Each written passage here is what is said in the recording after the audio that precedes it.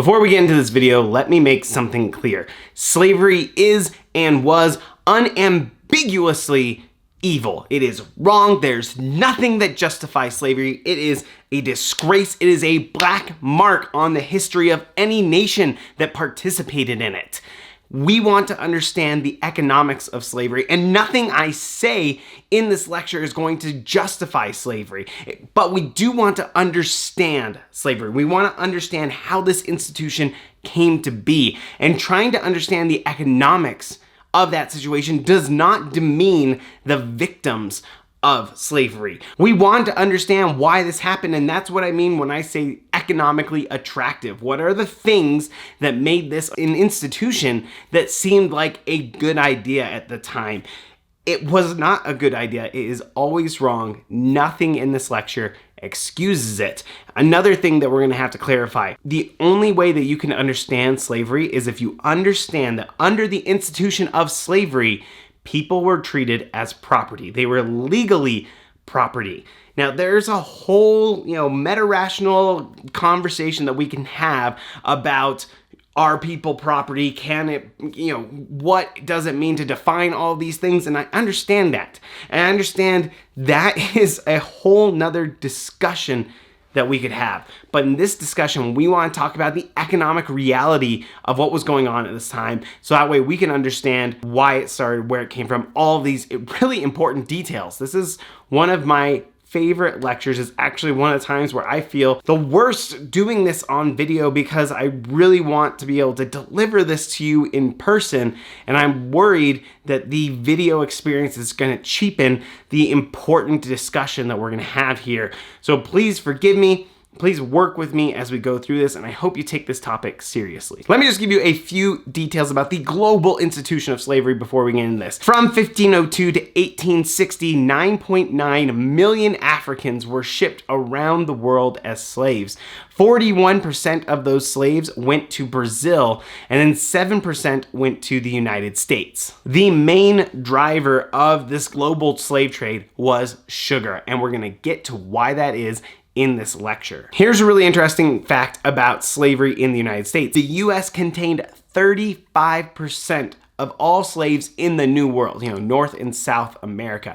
And this should be a striking fact, because remember, I just said that 41% of slaves during this global slave trade were going to Brazil, and only 7% of the slave trade was going to the United States. So how does the US go from 7% of the slave trade to 35% of the slave population? The key here is natural increase. Slaves in the United States had families. They got married or had institutions close to marriage. They had children. Those children grew up. They were also slaves, and that perpetuated. And so you had natural increase is what we call it, but it's just slaves having their own families. Outside of the United States, natural increase was not a main driver of slave populations. They worked incredibly hard. Death rates were really high. Infant mortality rates were incredibly high. As a result, you didn't have enough slaves living their lives growing up to adulthood. And so this gets to a really interesting case where not only do we have to account for the fact that the slaves' lives were awful, which we'll get into in just a second, but their lives were cut short and their posterity was cut off. There are millions and millions of people not alive today because their ancestors died under the institution of slavery. In the United States, possibly the most famous former slave is Frederick Douglass. He was born a slave, but at the age of 20, he escaped and he was able to remain free for the rest of his life. While he was a slave, he was with a child who was the same age as him, and that child was able to receive reading lessons, and so Frederick Douglass got to learn a little bit of reading while that kid was taking his reading lessons. Then Frederick Douglass just had this insatiable desire to learn how to read. It was amazing. Like, one of my favorite stories from him is that he would pick up pamphlets off the road, and he was working at a furnace, working on the bellows, and he would nail these pamphlets to the fireplace so that way he could read them. So that way he could just practice reading. That's how much he wanted to be able to read. He was an amazing public speaker. He awakened people in the North to the horrors of slavery in the South, and he was able to deliver his messages with power. Now, really opened up the eyes of a lot of Northern citizens. Here is a heartbreaking account of the first time he saw a slave beaten when he was 6. He took my Aunt Hester into the kitchen and stripped her from neck to waist, leaving her neck, shoulders, and back entirely naked. He then told her to cross her hands, calling her at the same time a damn bitch. After crossing her hands, he tied them with a rope and led her to a stool under a large hook in the joist, put in for the purpose. So there's a hook in the ceiling specifically for tying up slaves' hands and holding their hands in that hook. He made her get upon the stool and tied her hands to the hook. She now stood fair for his infernal purpose. Her arms were stretched up at their full length so that she stood upon the ends of her toes. He then said to her, "Now you damn bitch, I'll learn you how to obey my orders." And after rolling up his sleeves, he commenced to lay on the heavy cowskin, and soon the warm, red blood, amid heart-rending shrieks from her and horrid oaths from him, came dripping to the floor. I was so terrified and horror-stricken at the sight that I hid myself in a closet and dared not venture out till long after the bloody transaction was over. This is the story of what a 6-year-old boy saw his aunt beaten before him to the point of bleeding. I am a father. I have children ranging from 8 down to 3 years old. I know what this age group is like, and I cannot even imagine my children growing up in an environment like this. Now, there's a fair question we might ask, and that question comes up from C.L.R. James, a historian who writes about the history of slavery in Haiti. And he asks, were those tortures habitual, or were they merely isolated incidents, the extravagances of a few half-crazy colonists? And that's a really good question. There were people in the North who thought, well, these people, they own slaves, yes, but you know, they're invested in them, right? They're gonna take care of them, so they can't be that bad to them.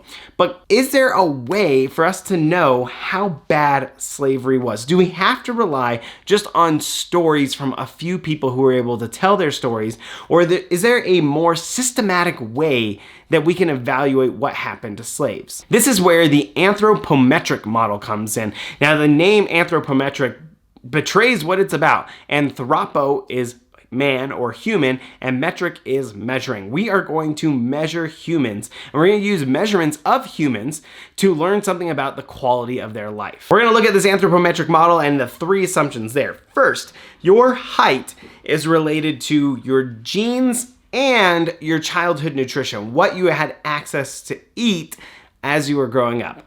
Second, we're going to assume that genes are pretty comparable across populations. Now, that means that genes for people who are of European descent are pretty similar to genes that are of African descent. There's a pretty similar distribution. And the third assumption is that your nutrition is determined by your quality of life. That is, if you have more income, you have more access to food, and you have more access to better food, so you have better nutrition. And if you have low income, you're not gonna have access to that food. You might go hungry, you might skip meals, you might not have high quality food, and so you have a lower quality of life on other aspects too. The conclusion from this, from these 3 assumptions, is that the distribution of heights in a population is going to tell us something about the average quality of life for that population during childhood. Let me clarify what this means. This isn't saying I can look at an individual and say that person has a high quality of life or low quality of life just based on their heights. And I can give you a counterexample. My brother and I are 15 months apart. I'm the older brother, yet he's got several inches of height on me. Now, we grew up in the same environment. We had the same quality of life as kids, and that influence us in many ways. So you can't quite look at the difference in our heights as something that reflects our individual qualities of life. Similarly, outliers exist everywhere. You're gonna find poor countries with some of the tallest people, and you're gonna find rich countries with some of the shortest people. The key here is that we're looking at the entire population.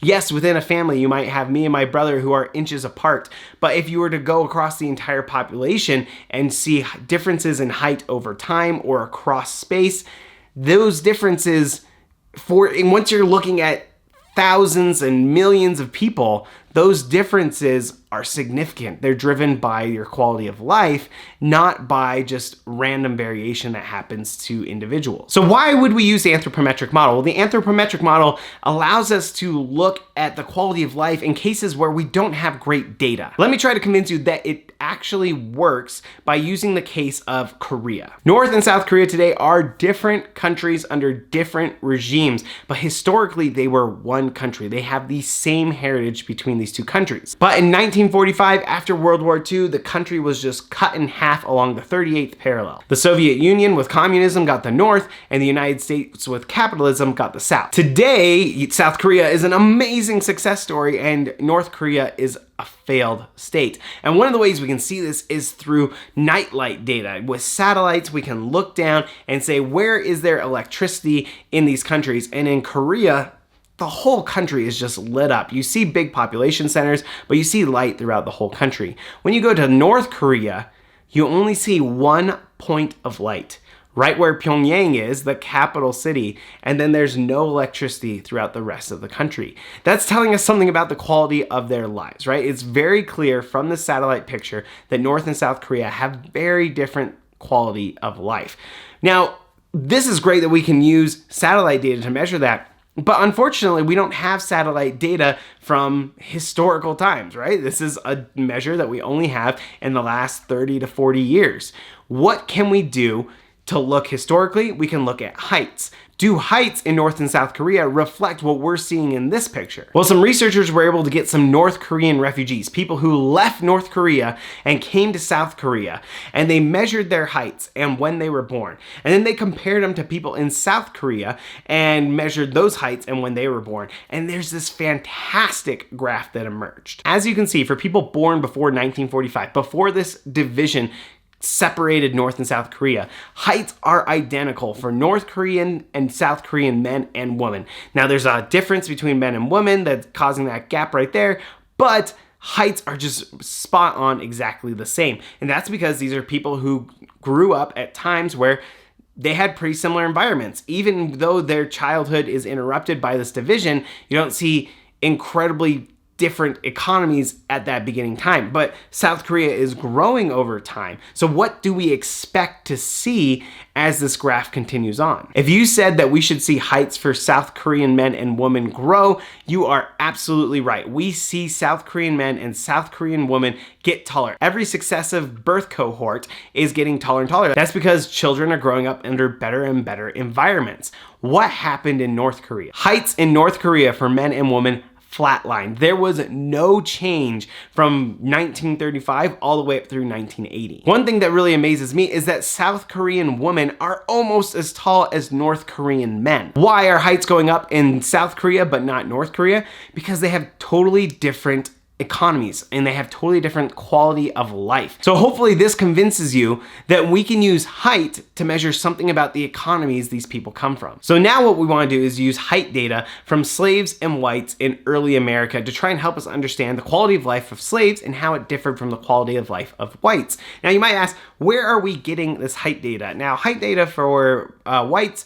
you know, they're coming from various sources, but the slave ones, those are the ones you might wonder, like, how are we able to get that data? We're able to get them from ship manifests that have descriptions of the slaves being transported. We're able to get them from the Union Army when they fought the Civil War and they needed uniforms. They measured how tall the slaves were and they recorded that. There are fugitive slave ads. When a slave would run away, somebody would put a notice in the newspaper about their slave and they would describe them, and often they would include the height. I tell you this because there are concerns about, you know, where are we getting these heights from and how does that affect the results? We're not going to dive into that right now, but I want to be transparent and say there are questions about those kind of things. So how do these heights compare? Here is a graph from Robert Fogle's book, Without Consent or Contract. This is a book about the economic history of slavery, and you can see these lines here. Now these lines are giving you the percentile distribution of white heights. So this very top line is the median height for a white. Median means 50% of all white males at this age were above that height and 50% were below. like an average, but we're gonna put it right at the middle where that says 50% were above and 50% below. Now, as we go further down these lines, you're seeing the 25th percentile, which means 75% of men were taller than that line and 25% shorter, all the way down to the 0.0001%. I might have messed up my zeros there, but that's saying that basically every single white man is taller than that height, and only a very select few fall below it. Among all these lines are dots, and those dots represent the average height of slaves at that age. And how those dots compare to the lines tells us how short slaves were relative to white men. So at the top where we're seeing these dots fall on these lines that say 10 and 5, that's saying that 90 to 95% of white men were taller than the average black slave. That's saying there's a huge gap in height between whites and blacks. But what's even sadder to me is if we go down to the bottom at the early ages, we're looking at the first people born, and we're seeing that children, black slave children, are shorter. Their lengths are shorter than 99 to 99.99% of white babies. That these black babies were some of the smallest that we have on record. The anthropometric model says that your height is determined by your quality of life as a child, and that was the access to nutrition you had. And so this is saying that these black adults did not have access to good nutrition as children, and as a result, their heights were stunted. And these children didn't even have access to good nutrition, and so they are even more stunted than their adult counterparts. And it's not just heights. Here's some crazy information about infant mortality rates. Infant mortality rates say, what is the probability that a child dies before their first birthday? We usually measure it out of every 1,000 kids. So infant mortality rates say, out of every 1,000 children, how many of them will not reach their first birthday? Today in the US, it's 6 out of every 1,000 children. The worst place in the world today in 2020 is Afghanistan, who has about 110 out of every 1,000 births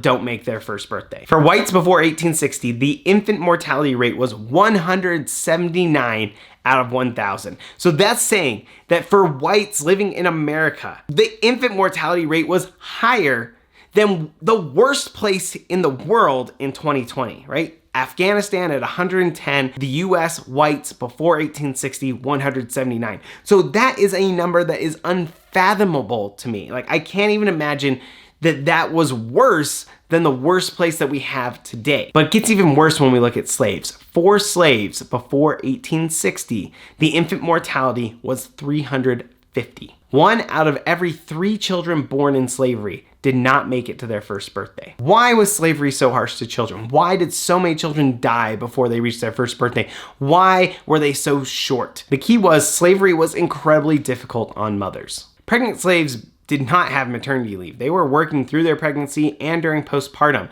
And here's an example of how hard they were working. The average woman in slavery was picking about 88 pounds of cotton per day.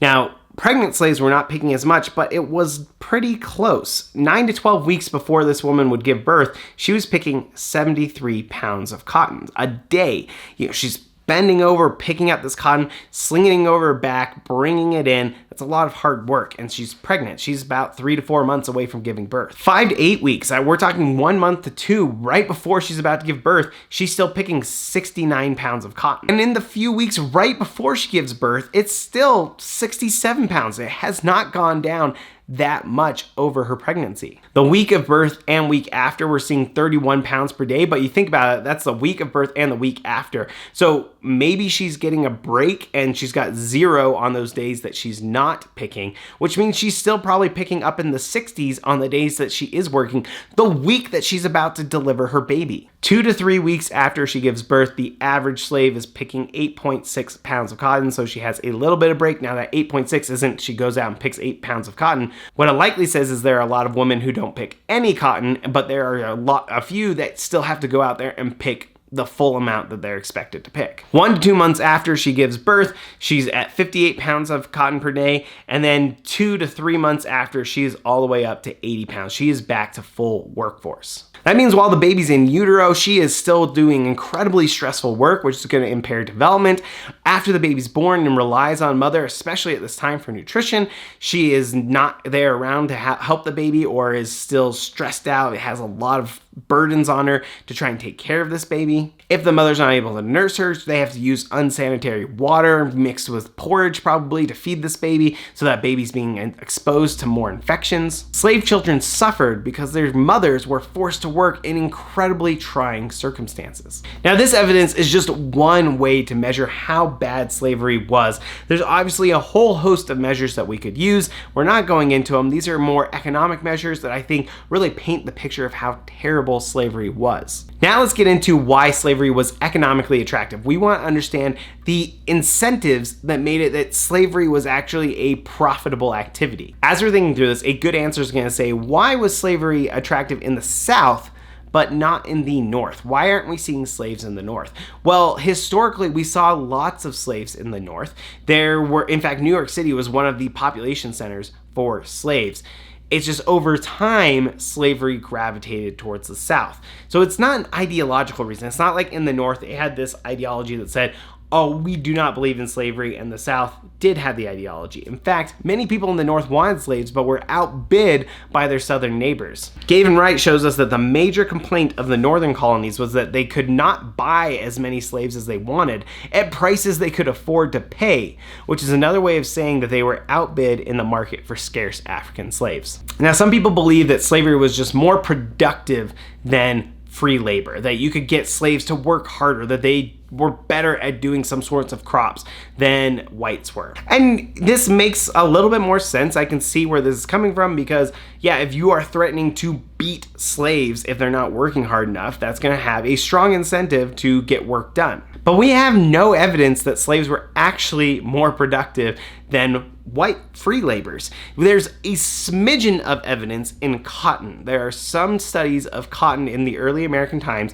where slaves were able to be more productive than free labor. However, cotton was not driving slavery at this time. It was sugar. And we have no evidence that slaves were better on sugar than free labor. The main reason slavery was so attractive is that slaves were property and you could move them to places labor did not want to go. Slaves were incredibly expensive. A lot of people think like, oh, you're not paying for labor when you have slaves. No, slaves were expensive. And so you had to be able to afford them. The only way you could have a slave was if you were in a place where they could do valuable work, which is why a place like New York was a popular place for slaves, because it was a trading hub that people could come in and they had access to markets. And so because they had a lot of commercial activity there, they had higher incomes and they could afford slaves. The other type of place that could afford slaves is places with high value crops such as sugar or cotton. So slaves end up going to the places where their labor is most valuable and people can actually afford them. One of the keys to the global slave trade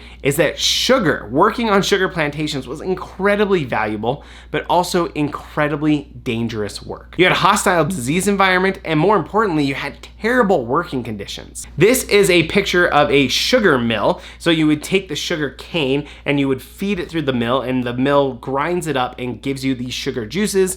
And so you would feed this cane in through these mills, and then those juices would come down to these boilers, and those boilers would refine them. Well, this was incredibly dangerous work. And first, they had white free labor coming to these islands and working on these sugar plantations. But people realized that this was a killing work regime, that they could literally die working in these conditions, and they were started to avoid it at all costs. We actually have first-hand accounts from slaves at the time that explain to us how dangerous this work was. Think about those sugar mills. If a mill feeder be catched by the finger, his whole body is drawn in and is squeezed to pieces. If a boiler gets any part into the scalding sugar, it sticks like glue or birdlime, and 'tis hard to save either limb or life. These mills, as you're feeding the sugarcane in, they could catch your arm and they could bring your whole body into them. In fact, it was so dangerous that a slave with a machete stood beside the slave who fed cane into the mill, ready to cut off the arm of the mill feeder in case it became trapped. The only way that you could get people to work in these environments is if you force them to, is if you had slavery. If slaves are property, that means you can move them to wherever you want. You can force them to do the labor that you want them to do. So if sugar is incredibly profitable, you can bring those slaves into the sugar mills and you can force them to do the dangerous work. So then why do we see slavery popping up in the American South? We didn't have sugar plantations there. In fact, one of the main draws of slavery there was cotton. Well, cotton is in fact a great example because cotton was an incredibly valuable crop at this time. We're having the Industrial Revolution. We're having a huge increase in the demand for cotton. And so cotton is a valuable crop that needs to be produced. The American South was well suited to produce cotton because of its factor endowments. Think back to Ingerman and Sokoloff. And slave property facilitated the expansion into the West. When you expand out to the West, we're going to talk about this in the property rights lecture later on, but when you expand out West, you have to make it a desirable place for people to live. People don't want to go and just live in a tent, so you usually have to build up amenities. You have to build up this really nice city. But with slavery, you don't have to worry about that. With slavery, you can just say, hey, we're going to go get a cotton plantation. We're going to jump out there. We're going to start building up a plantation, and we'll force people to work there. They don't have to like it. And on top of that, it gave these plantation owners access to credit markets. Think about this. Usually when we're thinking about property and credit markets, we think about a house where we get a mortgage on it or a car loan, and people can take that house and that car as collateral if you fail to pay the loan. The land ends up being some tough collateral. Let's say that you're going out west to an area where no one lives and you want to buy some property with a loan. If you put that property as the collateral, then if you fail to pay that loan, then I have to hope that somebody will want this piece of land out in the middle of nowhere. Slaves, on the other hand, can be moved really easily. A slave in Louisiana can, within a few days, be moved up to Alabama. So the price of slaves is actually pretty constant. It depends on the entire market of slaves, not a local market. So slaves were even better collateral than land. So slaves actually opened up all these credit markets for people in the South, and credit markets in the South actually became a little bit more sophisticated than credit markets in the North.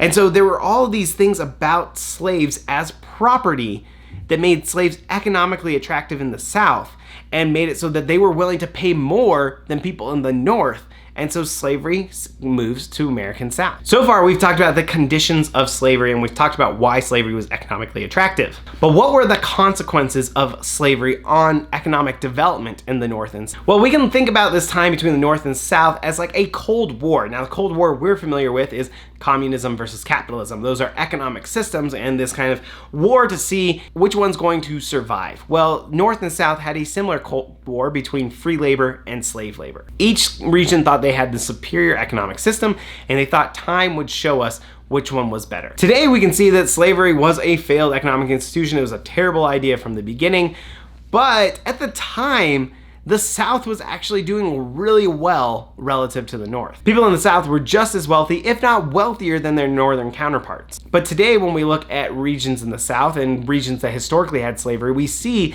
that they're underdeveloped relative to the rest of the country. Incomes tend to be lower, literacy rates tend to be lower. Why is it that these areas that used to have slavery are now today worse off than their northern counterpart? The argument that I want to explain to you that comes from Gavin Wright says that development in the North and the South was a function of where they stored their wealth. So the source of your wealth determine the investments that you make to improve the value of that wealth. And those investments then have a long run effect on development. Now, what were the sources of wealth in the North and in the South? Well, the South obviously was slaves. In the North, it was land. Now, of course, people in the South also owned land, but more of their wealth came from holding slaves. Whereas in the North, land was their major area of holding wealth. To understand what was going on historically, let's look at houses today. Now, these are two houses that were listed about a year ago. I think this is in 2019 that they were listed, and they're pretty similar houses. You're seeing their characteristics are pretty similar. You have 3 bedrooms on one, 2 bedrooms on the other, sure,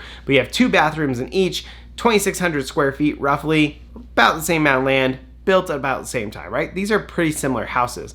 But this house on the left is selling for $210,000, whereas the house on the right is selling for $5.4 million. Why are they selling for such different prices? Well, the one on the left is located in Logan, Utah, and the one on the right is located in Silicon Valley, California. But here's an interesting fact. Here are two Teslas, one of them located in Utah, one of them located in California, and they are priced at the same. They're both about $42,000, similar cars, different places. Why do car values differ so much relative to house values? Well, we just talked about this, right? Houses can't be moved, and so their value depends on demand in that area. It depends on demand in Logan versus demand in Silicon Valley. But cars can be moved. If there's somebody in Utah who wants that California car, they can just ask for that to come out, or vice versa. If someone in California wants that Utah car, they can ship it out. So you can move cars, and so the value isn't dependent on what happens locally. So if I want to increase the value of my house, I need more people in that area to want that house. If I want to increase the value of my car, I need the entire market to want that car more. If I want more people to want my house, then I want to get more people living in this area. I want to make it attractive to bring people to this area. So I'm gonna make sure I have great businesses that provide great jobs. I'm gonna have good entertainment, theaters. I'm gonna have good schools that bring people to the area. I wanna invest in local amenities that will make people want to come to this area, so that way the value of my property goes up. Do I want to do any of that if my property can be moved easily across borders? No, because there's no attachment. If I have a really good school in this area, that does not affect the value of my Tesla. Well, Teslas here are slaves.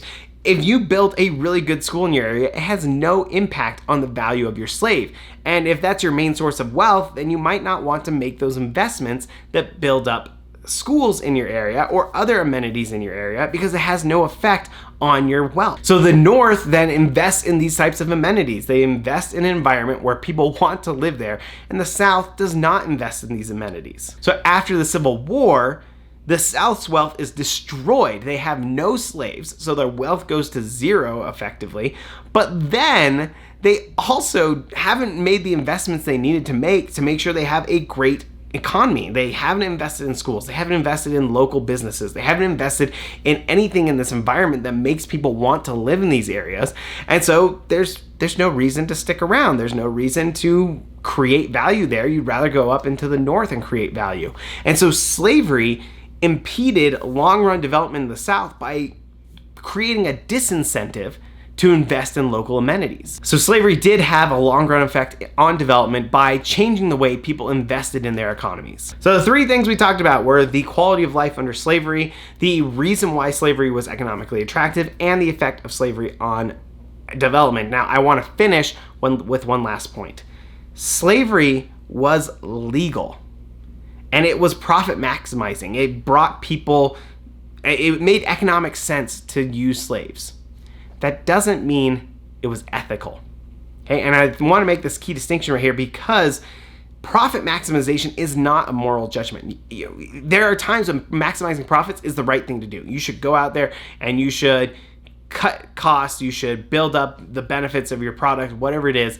Those are good times. But there are also going to be times when you can make a profit maximizing decision that is unethical.